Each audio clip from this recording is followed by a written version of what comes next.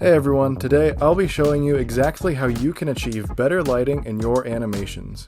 Before we get into what steps you need to take, let's first think about why lighting is so important and why it's a crucial aspect of filmmaking in general. Lighting is what communicates emotion, tone, and depth to your scene. Take a look at this shot from the Batman. What does it communicate? Through the dim atmosphere and harsh red light, we as the audience feel the violence and anger of Batman filling all four corners of your screen. And what about this scene from Deadpool? It's very gray and muted. This grounds us visually in a dark and gritty world, but in an almost ironic way, since it contrasts with Deadpool's whimsical nature. And last, look at the final shot from Inception. It's warm and serene, which conveys comfort and safety. This is fitting since the main character is able to come back to his home after a dangerous journey. Lighting is so important because it communicates with the viewer. Now that we've established that, let's jump into how you can light your videos well. First and foremost, we need to close off all natural lighting. This means blocking out any light from the sun that is present in the space where you're animating. Natural light is such a problem because it is constantly shifting and moving, and since animation takes place over the course of long periods of time, you'll need consistent lighting that you have complete control over. It's also a good idea to eliminate shadows that may be cast on your animating space.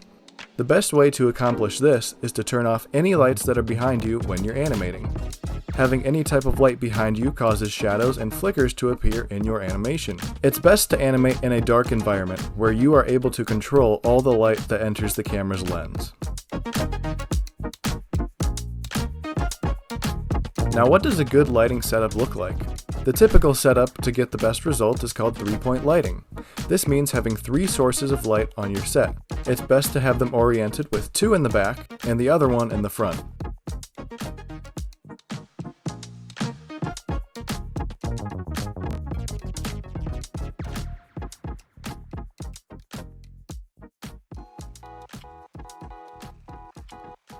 Now the background is well lit, and the foreground where the figure is as well. While this is a standard setup for good lighting, it's important to remember that every scene should communicate something. Therefore, your lighting should vary from scene to scene, representing the tone and mood. Like this shot from Darth Vader 1.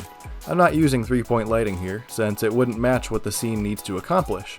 Instead, I used a single light cascading through those windows in the back. Or this scene from Dying World 3, where there's only one main light source with a soft red light in the background. What I'm saying here is that your lighting should ultimately conform to what you need in that segment of your film. One of the most important things when it comes to lighting is to be creative. Don't just set up a light or two and call it a day. Try different combinations, temperatures, and intensity levels. Now, what type of lights should you use? Well, any type really. Smaller desk lamps work great and are optimal for positioning and maneuvering around the set. The ones that I use are rectangular LEDs and occasionally this round one. As spectacular as these specific lights are, they do leave reflective arrays of the LEDs on shiny surfaces, and this can happen with really any light if you're not careful. This is why it's important to diffuse your light and evenly distribute it throughout your setting.